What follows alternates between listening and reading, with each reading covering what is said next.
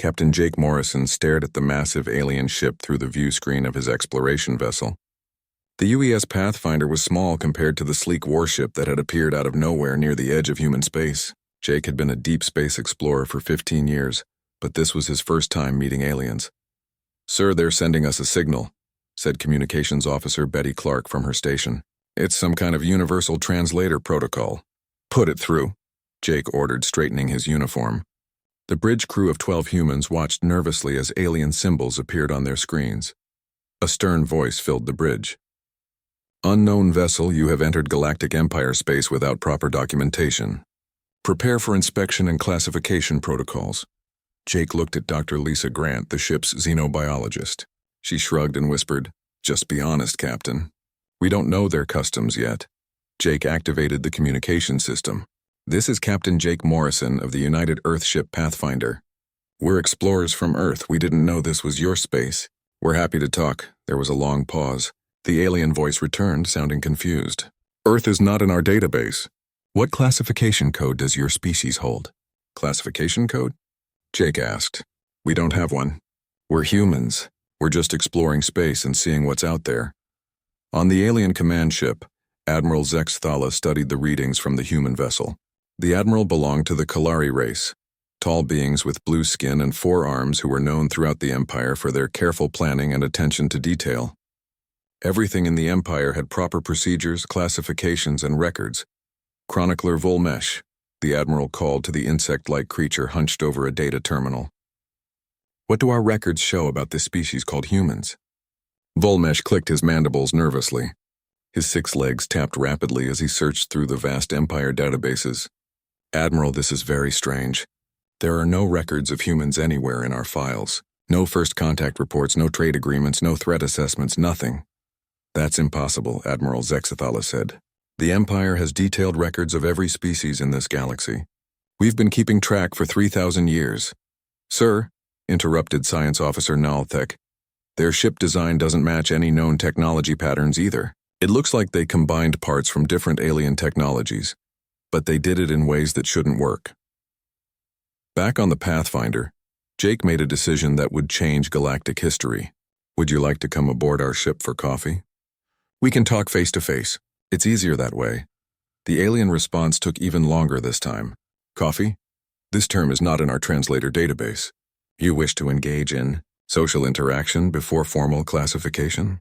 "Sure," Jake said with a grin. "That's how we do things. We meet, we talk, we share a drink, and we figure things out together." Dr. Grant stepped forward. "Captain Morrison, I think they're confused by our casual approach. Maybe they have very formal procedures for meeting new species." "Well," Jake said into the communicator, "we're not very formal. We're friendly, though. Would you like to visit?" Admiral Zexathala had never encountered anything like this in 3 centuries of service. Every species the Empire met followed predictable patterns. They were either hostile and attacked, or they were afraid and surrendered, or they were advanced and demanded formal negotiations. No one ever invited Empire officers for an unknown beverage. "Chronicler Volmesh, what does protocol say about this situation?" the Admiral asked. The chronicler's clicking grew more frantic. "Sir, there is no protocol for this. The classification manual has procedures for 847 different first contact scenarios, but none of them mention social drinking or casual invitations. Scanner readings show only 12 life forms on their ship," reported Nalthek. "No weapons powered up. They appear completely relaxed." Admiral Zexathala made a command decision. "Very well. I will beam over with a small team. If this is some kind of trap, it's the strangest one in Empire history." 20 minutes later, Admiral Zexathala materialized in the Pathfinder's main cargo bay, along with 2 guards and Chronicler Volmesh. The humans had cleared out some equipment and set up chairs around a simple table. The smell of fresh coffee filled the air. Jake stepped forward with a smile and extended his hand. "Welcome aboard. I'm Jake Morrison." The Admiral stared at the outstretched hand, unsure what to do. In Empire culture, first meetings involved formal presentations of credentials and status declarations. "Oh, you shake it," Dr. Grant explained gently, demonstrating with one of the Admiral's 4 hands. "It's how we say hello." "Fascinating," muttered Volmesh, frantically taking notes. "Physical contact is greeting ritual. No formal rank declarations observed." Jake led them to the table where engineer Pete Collins was setting out steaming mugs. "This is coffee," Jake explained. "It's a drink we make from beans that grow on our planet. It helps us think and stay awake. We drink it when we want to have good conversations." Admiral Zexathala carefully tasted the coffee. It was bitter but pleasant, and it seemed to sharpen his thoughts. "This is agreeable. But Captain Morrison, we must discuss your classification status. The Empire needs to know where humans fit in our organizational structure." "What kind of classifications do you have?" Lisa asked curiously. "Well," the Admiral began, "there are warrior species who are strong but not very smart. There are technical species who build things but don't fight well. There are trade species who buy and sell goods. There are agricultural species who grow food. Each type has specific roles and regulations." Pete Collins laughed. "We do all of those things. Humans fight when we need to, build when we want to, trade because it's useful, and grow food because we get hungry." Chronicler Volmesh's note-taking became increasingly desperate. "Admiral, this doesn't fit any classification. They claim to be a multi-role species with no specialization. That's not possible according to Empire development theory. How did you build this ship?" Admiral Zexathala asked, trying to find something familiar to grasp onto. "We found pieces of alien technology that crashed on our worlds over the years," Jake explained. "We studied them, figured out how they worked, and then combined the best parts to make our own designs. But that's completely against proper development protocols," Volmesh exclaimed. "Species are supposed to develop technology in orderly stages under Empire guidance." "Nobody told us that," Jake said cheerfully. "We just did what seemed to work." The Admiral felt the first stirrings of something he had never experienced in his long career: complete confusion about how to handle a situation. The Empire's entire system was built on predictability and classification. These humans seemed determined to be unpredictable and unclassifiable. "Admiral," whispered one of his guards, "perhaps we should report back to command. This situation is beyond standard protocols." Admiral Zexathala nodded slowly. "Captain Morrison, we will need to discuss this with our superiors. Your species is unusual." "That's what makes life interesting," Jake replied, refilling the Admiral's coffee cup. "Feel free to come back anytime. You're always welcome here." As the alien team prepared to transport back to their ship, Chronicler Volmesh was still scribbling notes frantically. "Admiral, what do I put in my report? How do I classify them?" Admiral Zexathala looked back at the humans who were waving goodbye in a friendly manner. "Put down that they are unclassifiable for now. And Volmesh, request more coffee from the supply depot. I think we're going to need it." 3 months had passed since the first meeting, and Chief Analyst Morden was having the worst headache of his long career. The Empire's top technology expert sat in his laboratory surrounded by holographic displays showing human ship designs, and nothing made sense. "Engineer Collins," Morden said to the human sitting across from him, "please explain again how your faster-than-light drive works." Pete Collins scratched his head and grinned. "Well, we found this Zephyrian quantum coil in a crashed ship about 50 years ago. Then we discovered some Calthac energy crystals on an asteroid. We figured if we combined them with our own fusion reactors and added some duct tape, we might get something that could jump between stars." "Duct tape?" Morden's tentacles writhed in confusion. "That is not a recognized engineering material." "Sure it is," Pete said, pulling a roll of silver tape from his toolkit. "It's sticky on one side and strong. We use it to hold things together when proper parts don't fit right." Dr. Amy Foster, the human physicist, looked up from the equations she was writing on a whiteboard. "The interesting part is that combining those 3 technologies shouldn't work according to standard physics. But when we ran the tests, we got a 30% improvement in jump speed over standard Empire drives." Security Director Clarvin paced nervously around the lab. The reptilian officer had been watching the humans for weeks, convinced they were hiding advanced technology or secret knowledge. "There must be deception here," he hissed. "No species develops this efficiently without guidance." "We're not deceiving anyone," Amy said calmly. "We just tried different things until something worked." "Pete, show them the engine room modifications." Pete led the group of aliens to the human ship's engine compartment. Morden's eye stalks extended in shock. The engine room looked like a combination of 3 different alien technologies held together with metal bands, welded joints, and yes, duct tape. "This is impossible," Morden whispered. "Zephyrian coils require precise temperature control. Calthac crystals need specific harmonic frequencies. Your fusion reactors operate at completely different energy levels. Combining them should cause catastrophic failure. It did the first few times, Pete admitted cheerfully. We lost 3 test ships before we figured out the right balance. The trick was adding these buffer circuits here, and wrapping the connection points with this insulation material. Buffer circuits? Morden examined the small devices Pete pointed to. These are simple voltage regulators, basic components any apprentice engineer would know. Right, Pete nodded. Sometimes the simple solutions work best. Amy pointed to a section where human metal had been welded directly onto alien components.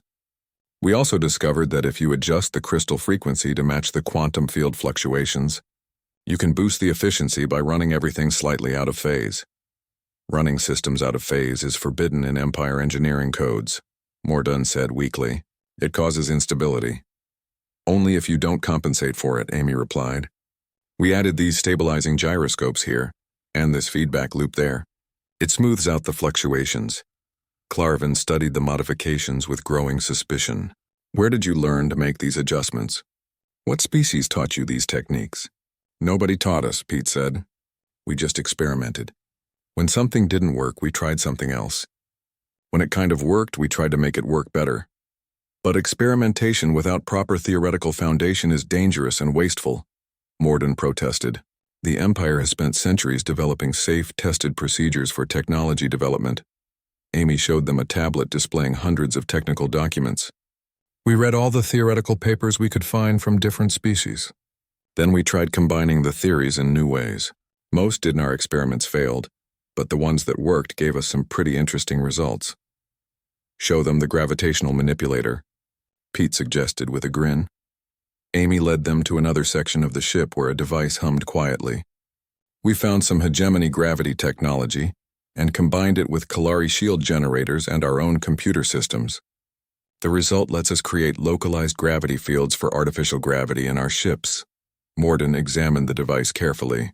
This configuration violates 17 different engineering principles. The power requirements alone should overload your systems. We solved the power problem by routing energy through the shield generators first, Amy explained. They act like transformers, stepping down the power to usable levels. It was Pete's idea to use shield technology for something other than defense. I was just thinking that energy is energy, Pete said modestly. If it can stop things from getting in, maybe it can help things work better inside. Clarvin's scales were changing color with agitation. These modifications are too advanced for a species that achieved spaceflight only recently. You must have received help from another civilization. Actually, Amy said, checking her notes, we've been in space for about 400 years. We just stayed close to home until recently. We spent most of that time experimenting with alien technology we found. 400 years. Morden's voice rose to a squeak. Our records show no Empire contact with humans during that period. We didn't meet the Empire until last month, Pete pointed out. We found alien stuff from crashed ships, space debris, abandoned stations, things like that. Lots of species seem to lose equipment in space.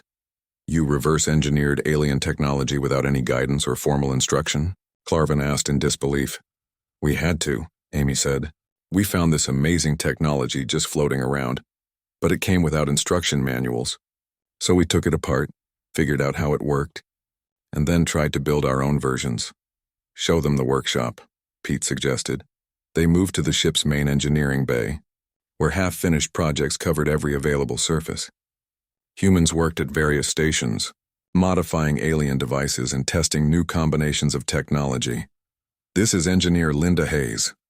Pete introduced a woman working on what looked like 3 different alien computers connected together. She's trying to create a universal translation system that works with any alien language. Linda looked up from her work. The problem with current translators is they only work with languages already in their databases. I'm building one that can learn new languages in real time by analyzing speech patterns and context clues. That would require advanced artificial intelligence capabilities, Morden said faintly. Not really, Linda replied. Just lots of processing power and some clever programming. I based the learning algorithms on how human children pick up languages. Clarvin pointed to another workstation, where a human was modifying what appeared to be a weapon. What is the purpose of that device? Oh, that's not a weapon, said the human, a young man named Gary Wright. It's a mining tool. I took a hegemony plasma cutter and modified it to extract rare minerals without damaging the surrounding rock. Much more efficient than conventional mining equipment. You converted military technology to civilian use? Morden asked. Well, yeah, Gary said. Good technology is good technology. If it can cut through armor, it can probably cut through rock more precisely than our old equipment. Amy pulled up a holographic display showing dozens of human modifications to alien technology. This is just what we've accomplished in the last few months since meeting the Empire. We've improved efficiency on 17 different alien technologies and created 6 completely new applications for existing devices. But this is impossible, Morden protested weakly. Technological development requires centuries of research, testing, and theoretical advancement. You cannot simply combine random alien technologies and expect positive results. Pete patted the alien scientist on the shoulder sympathetically. I think your problem is that you're thinking too hard about it. Sometimes you just have to try things and see what happens. Try things and see what happens. Clarvin's voice was almost a shriek. That's not a scientific method. Sure it is, Amy said. We observe, form hypotheses, test them, analyze the results, and modify our approach based on what we learn. It's just faster than spending decades on theoretical research before testing anything. Also more fun, Pete added helpfully. Morden looked around the workshop one more time, watching humans casually modify technology that had taken other species centuries to develop. I need to report this to Empire Command immediately. They will not believe what I have witnessed here. Tell them they're welcome to visit any time, Pete called out as the aliens prepared to leave. We're always happy to share ideas. As they transported back to their ship, Clarvin turned to Morden. Are you going to recommend them for advanced civilization status? Morden's tentacles drooped wearily. I don't know what to recommend. They're either the most dangerous species in the galaxy or the most helpful. Possibly both. What do I put in my security report? Clarvin asked. Put down that they're impossible to classify, Morden replied. And Clarvin, request a larger research team. We're going to need help understanding this. High Chancellor Thisara stood at the center of the Empire's Great Council chamber, her silver robes reflecting the light from hundreds of holographic displays. Around her, representatives from 47 different species argued loudly about what to do with the humans. 6 months had passed since first contact, and the Empire was no closer to understanding how to handle these strange new beings. Order, Thisara called, her voice echoing through the vast chamber. We will hear the reports in sequence. War strategist Nexaquin stepped forward first. The massive armored creature's voice rumbled like distant thunder. High Chancellor, I have attempted to classify human military capabilities for 3 months. They do not fit any known combat doctrine. Explain, Thisara commanded. They have no standardized weapons, no unified military structure, and no formal battle tactics. Each human ship carries different armaments, often modified civilian equipment. When I asked their military representative about their war plans, she laughed and said they make it up as they go along. Colonel Rita Barnes, the human military attaché, raised her hand politely. If I may explain, Chancellor, we don't really plan for specific wars. We plan to be ready for whatever happens. Our training focuses on adapting to unexpected situations. But how do you coordinate large military operations without standardized procedures? Nexaquin demanded. We talk to each other, Rita replied simply. Our officers are trained to make decisions quickly and communicate constantly. When the situation changes, we change with it. Trade Minister Bolthyra floated forward on his anti-grav platform, his gas-filled body pulsing with agitation. High Chancellor, the economic situation is even more confusing. Humans engage in trade without proper regulatory oversight. They have established commerce agreements with 17 different Empire species without filing a single request for trade authorization. Ambassador Danny Walsh, a stocky man with graying hair, stood up from the human delegation. We didn't know we needed authorization. When we met the Zelthani, they had minerals we needed and we had manufactured goods they wanted. So we traded. It seemed like a simple arrangement. Simple? Bolthyra's voice rose to a wheeze. Trade agreements require months of negotiation, regulatory review, and Empire approval. You cannot simply exchange goods because you want to. Why not? Danny asked genuinely. Both sides got what they needed. Nobody was hurt. Everyone was happy with the deal. Because there are proper procedures, Bolthyra exclaimed. Trade regulations exist to prevent exploitation and ensure fair distribution of resources across the Empire. Our trades have been pretty fair, Danny replied. We make sure both sides benefit. If someone's not happy with a deal, we don't make it. Thesera raised her hand for silence. Minister Bolthyra, what has been the result of these unauthorized trade agreements? Well, Bolthyra admitted reluctantly, economic activity in those sectors has increased by an average of 23%. Several struggling colonies have reported improved prosperity, but that's not the point. The procedures exist for good reasons. Chief Science Advisor Melthanor stepped forward, her crystalline body chiming softly. High Chancellor, I have spent months studying human technology development. Their methods are completely unscientific, yet somehow produce consistently positive results. How is that possible? Thesera asked. They appear to use what they call practical experimentation, Melthanor explained. Instead of developing complete theoretical frameworks before testing, they build small prototypes and modify them based on observed results. It's highly inefficient according to established scientific methodology. Dr. Amy Foster, representing the human science delegation, looked puzzled. Actually, it's very efficient. We can test dozens of approaches in the time it takes to develop one complete theory. Most of our experiments fail, but the ones that work often lead to breakthrough discoveries. But without proper theoretical foundation, how do you ensure safety? Melthanor asked. We test everything thoroughly before we use it, Amy replied. We just do the testing with actual equipment instead of just mathematical models. If something dangerous happens during testing, we learn from it and try a different approach. You learn from dangerous failures? Melthanor's chiming became more agitated. That's incredibly risky. Life is risky, Amy said with a shrug. But we've found that taking small, calculated risks often leads to big discoveries, and we're very careful about protecting people during our experiments. Thesera turned to Intelligence Director Vakshan, whose shadowy form seemed to absorb light. What does your investigation reveal about human political structure? They have no centralized government in any recognizable form, Vakshan reported in his whisper-like voice. Different human colonies operate independently, yet they coordinate effectively without hierarchical command structure. That's impossible, declared bureaucrat General Tolvex. Effective coordination requires clear authority chains and standardized protocols. Danny Walsh chuckled. We coordinate through communication and shared goals. When something affects multiple colonies, we talk about it and figure out the best solution together. But who makes the final decisions? Tolvex demanded. Depends on the situation, Danny replied. If it's a military threat, our military people take the lead. If it's a trade issue, our economic specialists handle it. If it affects everyone, we vote on it. You have no permanent leadership authority?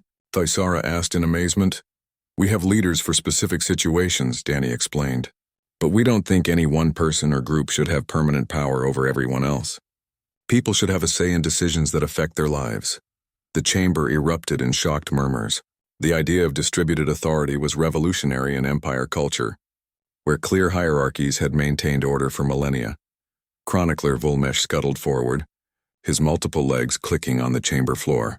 High Chancellor, I have been attempting to update our classification system to accommodate humans for 6 months. I have failed completely. Show us your analysis, Thesera ordered. Vulmesh activated a holographic display showing hundreds of classification categories. Humans do not fit into military, civilian, or technical classifications. They are simultaneously aggressive and peaceful, advanced and primitive, organized and chaotic. Every time I think I understand their pattern, they do something that contradicts my analysis. Give us a specific example, Thesera requested. Yesterday, I observed a human engineer named Gary Wright convert a military plasma weapon into a medical device for treating cancer. When I asked him about the modification, he said he thought it might work better for healing than hurting. This kind of thinking is completely outside established classification parameters. Ambassador Walsh stood up again. Chancellor, maybe the problem isn't that we don't fit your classifications. Maybe the problem is that your classifications are too narrow. The chamber fell silent. No one had ever suggested that Empire classification systems might be inadequate. What do you mean? Thesera asked carefully. You have categories for different types of species and different types of activities, Danny explained. But what if a species naturally does many different things well? What if being able to adapt and change is actually a strength instead of a weakness? Adaptation leads to chaos, bureaucrat General Tolvex declared. Order requires predictability, does it? Danny asked. We've found that being able to change quickly helps us solve problems faster and respond better to new situations. Maybe order and adaptability can work together. High Chancellor Thesara looked around the chamber at the confused and frustrated faces of her advisors. For 3,000 years, the Empire had maintained peace and prosperity through careful organization and predictable procedures. The humans represented something entirely new, successful chaos. Ambassador Walsh, she said finally, what do you propose? How about we try working together without worrying too much about classifications? Danny suggested. We'll do what we're good at. You do what you're good at, and we'll figure out the details as we go along. Figure out the details as we go along? Thesara repeated slowly. The concept was terrifying and fascinating at the same time. It's worked pretty well for us so far, Danny replied with a smile. Thesara looked around the chamber one more time. Her advisors were clearly overwhelmed by the human approach to existence. But she had to admit that every report showed humans succeeding in ways that should have been impossible. Very well, she announced. We will establish a special liaison office to coordinate human-empire relations outside normal classification procedures. Chronicler Volmesh, create a new category in our records. What should I call it, High Chancellor? Volmesh asked hopefully. Thesara considered for a moment. Call it Uncontainable Allies. And Volmesh requisition a very large computer storage unit. I have a feeling we're going to need extensive documentation for this category. Yes, High Chancellor, Volmesh replied, already planning the new filing system he would need to track human activities. As the council session ended, Thesara remained behind, staring at the holographic displays showing human colonies scattered across space in patterns that followed no established expansion doctrine. For the first time in her long career, she wondered if the Empire might actually learn something from. 1 year after first contact, Intelligence Chief Vakshen sat in his darkened command center, surrounded by monitors displaying information about human activities across the galaxy. What he saw made no sense according to everything the Empire understood about how civilizations developed and expanded. Agent Zulfan, he called to the monitoring specialist, show me the report on human expansion patterns. The orbital monitor, a pale creature with large eyes adapted for watching distant objects, activated a holographic star map. Sir, humans have established settlements in 47 star systems over the past 12 months. They are expanding faster than any species in recorded history, and their expansion follows no logical pattern, Vakshen observed. They skip over perfectly suitable planets to settle on worlds we classified as uninhabitable. That's correct, sir. For example, they established a thriving colony on Kepler 4042c, which our surveys marked as unsuitable due to extreme temperature variations and toxic atmospheric conditions. Vakshen pulled up the detailed report on that colony. Governor Sam Rodriguez had somehow turned the hostile world into a productive settlement of 30,000 humans in just 8 months. How did they succeed where our projections indicated failure? Vakshen asked. The colony report states they used modified environmental suits, underground hydroponic farms, and geothermal energy extraction. Technologies they developed specifically for that planet's conditions. They developed new technologies just for one planet. Yes, sir. Then they shared those technologies with other human colonies facing similar challenges. The solutions spread throughout their settlements within weeks. Vakshen switched to another display showing human merchant activities. What about their trade ships? Captain Linda Hayes has been particularly active. Captain Hayes operates the merchant vessel New Horizon, Zulfan reported. She has established trade routes between human colonies and 17 different Empire species. Her ship consistently outperforms Empire commercial vessels in both speed and efficiency. How is that possible? Our commercial fleet uses standardized, proven designs. Captain Hayes modified her ship's engines using techniques learned from human military vessels. She also employs what she calls creative navigation to find faster routes between systems. Creative navigation? She takes shortcuts through asteroid fields and gravity wells that our navigation computers classify as too dangerous for commercial traffic. Her success rate suggests our risk calculations may be overly conservative. Vakshen felt a familiar headache building. Humans seemed to succeed by ignoring sensible precautions and established procedures. Show me the archaeological discovery report. The display changed to show Scout Commander Alex Turner standing next to an enormous alien artifact on a previously unexplored planet. Commander Turner discovered this structure 3 days ago, Zulfin explained. Initial analysis suggests it's a relic from the predecessor civilization. Vakshen leaned forward in interest. The predecessors were a legendary species that had supposedly existed millions of years ago, leaving behind only myths and unconfirmed rumors.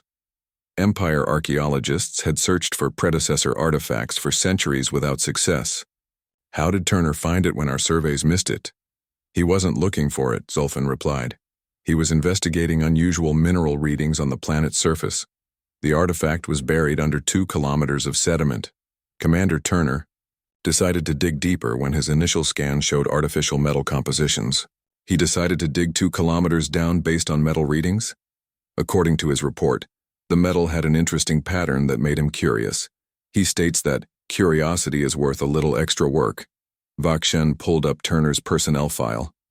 The human scout had made 7 significant discoveries in the past year, including 3 new habitable planets and 2 valuable mineral deposits. His success rate was unprecedented. What's his exploration methodology? Vakshen asked. Commander, Turner states that he goes wherever looks interesting and investigates anything unusual. He doesn't follow standard survey protocols. No systematic grid searches, no predetermined target lists.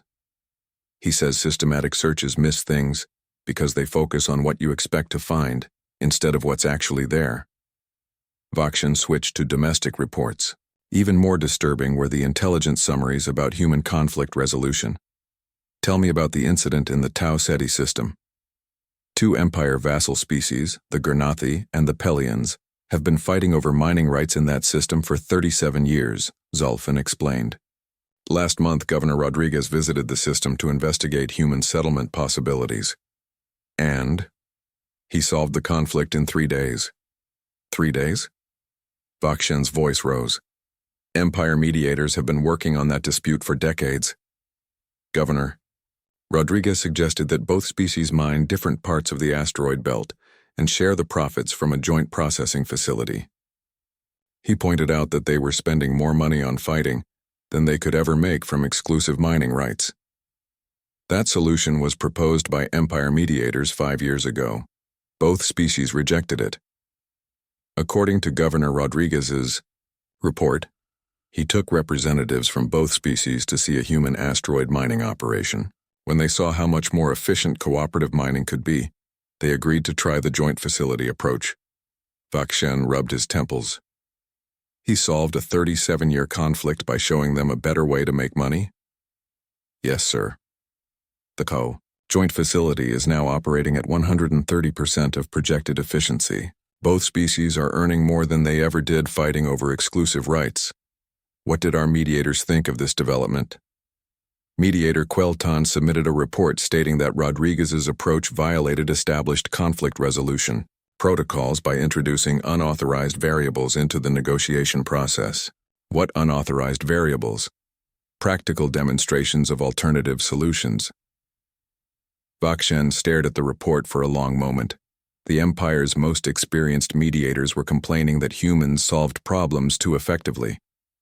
Show me the latest population reports, he ordered. Human settlements are growing at an average rate of 15% per month, Zulfin reported. New colonies are being established every few weeks. Most concerning, they're succeeding in locations our expansion models predicted would fail. Are they receiving significant support from established human worlds? Some initial supplies and equipment, but each colony becomes self-sufficient within months. They appear to be exceptionally good at making use of local resources. How do they coordinate expansion across such distances without central planning? They use a communication network they call the Colonial Information Exchange. Each colony shares discoveries, problems, and solutions with all other colonies in real time. A decentralized information sharing system? Yes, sir. When one colony develops a solution to a problem, that solution becomes available to every other colony immediately. They also coordinate resource sharing and mutual assistance without hierarchical oversight. Vakshan pulled up intercepts of human communications. Instead of formal reports and official channels, humans shared information through casual conversations, personal messages, and what they called social networks. Agent Zulfan, are humans expanding into Empire territory? No, sir. They specifically avoid systems claimed by Empire species. They appear to be settling unclaimed space and planets we classified as unsuitable for colonization. So they're not competing with us for resources? Correct. If anything, they're creating new resources by making use of previously worthless territories. Several Empire worlds have reported economic benefits from trade with nearby human colonies. Vakshan brought up the most troubling reports of all. What about the vassal species independence movements? 7 Empire vassal species have submitted requests for greater autonomy over the past 6 months, Zulfan reported reluctantly. All of them cite the human model of independent cooperation as inspiration. Have humans been encouraging these independence movements? No direct evidence of that, sir. However, several vassal species representatives have visited human colonies and observed their governmental systems. The humans appear to freely discuss their political philosophy with anyone who asks. Which is? According to intercepted conversations, humans believe that people should have a say in decisions that affect their lives, and that cooperation works better than control. Vakshan felt his headache intensifying. Humans were accidentally inspiring political revolution simply by existing and being friendly with their neighbors. What's the assessment of human military capabilities, he asked. Difficult to determine, sir. They have no standardized military structure, but every colony maintains defensive forces. Their ships are fast and appear heavily armed, but they've never engaged in aggressive action against any Empire forces. Never? Commander Hayes's merchant vessel was approached by pirates last month. She disabled their ships using what she described as non-lethal defensive measures, and then offered to help repair their vessels if they agreed to stop attacking civilian ships. She offered to help the pirates? Yes, sir. According to her report, she told them that piracy was an inefficient way to acquire resources and offered to help them establish legitimate trade operations instead. 2 years after first contact, the Empire was facing its greatest crisis in 3 millennia. High Chancellor Thisara stood before the Emergency Council as reports flooded in from across the galaxy. 7 vassal species had declared independence, 12 more were demanding greater autonomy, and 3 species had submitted requests to join the human colonial system instead of the Empire. The situation is unprecedented, declared Crisis Manager Velthar, his crystalline form pulsing with agitated colors. The stability we have maintained for 3,000 years is unraveling. President Karen Mitchell sat calmly in the observer section with the human delegation. She was a middle-aged woman with graying hair who had been elected by the human colonies to represent them in galactic affairs. Her presence at the Emergency Council was itself revolutionary. No non-Empire species had ever been invited to observe Empire governance discussions. What do the rebels want? Asked General Morthak, the Empire's supreme military commander. The same things humans have, replied Rebel Coordinator Quindala. The elegant Zelthani representative had once been a loyal Empire vassal, but now spoke for 12 different species seeking independence. They want to make their own decisions about their worlds, their trade, and their future. The Empire has provided security and prosperity for all member species, General Morthak declared. What more could they want? Freedom, Quindala replied simply. Humans have shown us that species can prosper without being controlled by a central authority. They cooperate voluntarily and achieve better results than our mandatory compliance systems. Admiral Nick Cooper, the commander of the Human Colonial Defense Fleet, requested permission to speak. If I may, General, I think there's been a misunderstanding about what we do. Explain, General Morthak ordered. We don't run anyone's government or tell anyone what to do, Nick said. When species ask for our help, we share information and resources. When they want to trade, we trade. When they want to be left alone, we leave them alone. It's not complicated. But without central coordination, how do you maintain order across multiple star systems? Demanded bureaucrat General Tolvex. We don't maintain order, Nick replied. People maintain their own order because it works better for them than chaos does. Dr. Ben Carter, the human anthropologist who had been studying Empire culture, raised his hand. Chancellor, if I may offer an observation based on my research? Thaisara nodded for him to continue. The Empire's system worked very well for a long time because it provided stability and security that most species needed, Ben explained. But stability and security became ends in themselves rather than means to help people thrive. When people are secure and prosperous, they naturally want more control over their own lives. Control leads to chaos, bureaucrat General Tolvex insisted. Does it? Ben asked. Look at the independence movements. The species that want freedom aren't trying to create chaos. They're trying to create systems that work better for their specific needs and circumstances. Chronicler Volmesh scuttled forward with an armload of data tablets. Hi, Chancellor. I have completed the analysis you requested on comparative outcomes between Empire vassal species and human-affiliated colonies. Present your findings, Thaisara ordered. Human-affiliated colonies show an average economic growth rate of 43% higher than comparable Empire worlds, Volmesh reported. They also demonstrate higher satisfaction ratings, lower crime rates, and increased technological innovation. How is that possible? General Morthak demanded. Human colonies encourage experimentation and adaptation, Volmesh explained. When local conditions require new solutions, they develop them quickly. Empire worlds follow standardized procedures that may not be optimal for their specific situations. President Mitchell stood up. Chancellor, may I make a suggestion? Speak, Thaisara replied. What if we stop thinking about this as a choice between Empire control and chaos? Karen suggested. What if we think of it as an opportunity to create something better than either of our current systems? What do you mean? Thaisara asked. Admiral Cooper mentioned that we share information and resources when asked, Karen explained. The Empire has incredible knowledge, experience, and resources that could benefit everyone. Instead of using those resources to control, what if you used them to help? Help how? Crisis Manager Velthar asked suspiciously. Species that want independence could get it, but they could also maintain relationships with the Empire for mutual benefit, Karen suggested. Species that prefer Empire membership could stay, but with more local autonomy. Everyone gets what works best for them. That would create administrative chaos, bureaucrat General Tolvex protested. Would create administrative flexibility, corrected Dr. Carter. Different solutions for different situations, instead of one solution for everyone. Quindala leaned forward with interest. Are you suggesting a voluntary association instead of mandatory membership? Something like that, Karen nodded. The Empire could become a resource for civilization instead of a controller of civilizations. General Morthak looked skeptical. What about security? How do we maintain peace without unified command structure? Admiral Cooper answered. The same way we do now. Species that want protection can get it. Species that can defend themselves do that. Species work together when they face common threats. But who coordinates defense against galaxy-wide threats? General Morthak pressed. Whoever's best equipped to handle the specific threat, Nick replied. Different situations require different responses. Flexibility works better than rigid command structures when you're dealing with unknown problems.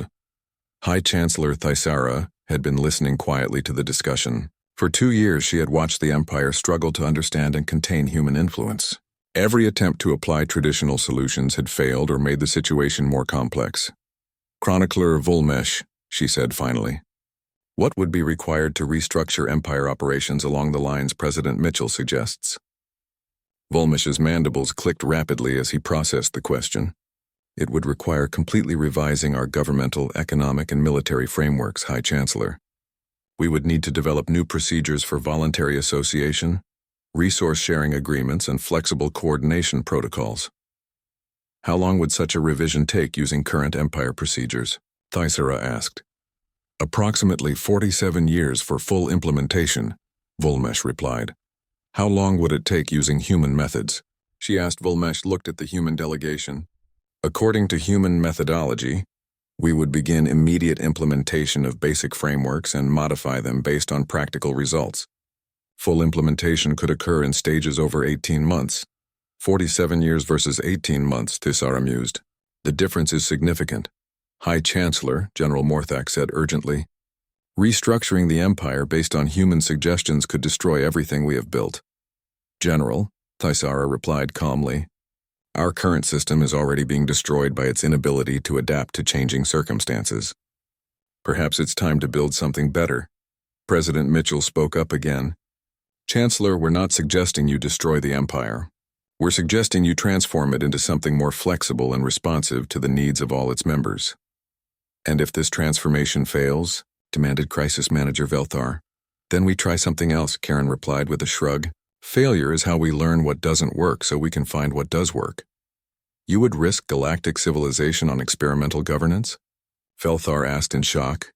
We're already risking galactic civilization by refusing to change, Dr. Carter pointed out. The independence movements show that the current system isn't sustainable. You can either guide the change or be overwhelmed by it.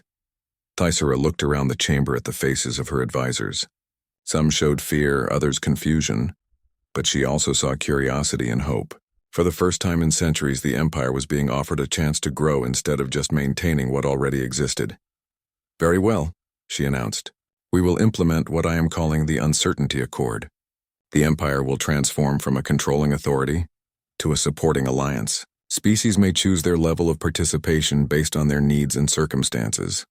High Chancellor, Bureaucrat General Tolvix protested.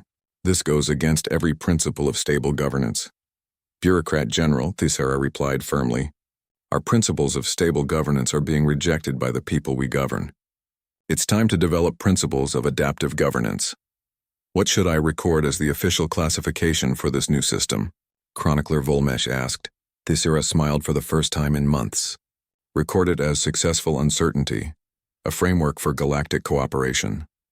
And Volmesh, prepare to expand our record-keeping system significantly. I suspect we're going to need to document many new ways of doing things. President Mitchell stood and extended her hand to Thaisara. Welcome to the adventure, Chancellor. As Thaisara shook the human leader's hand, she felt something she hadn't experienced in decades, excitement about the future. For 3,000 years, the Empire had maintained peace through predictability. Now they were about to discover what they could achieve through adaptability. President Mitchell, she said, I look forward.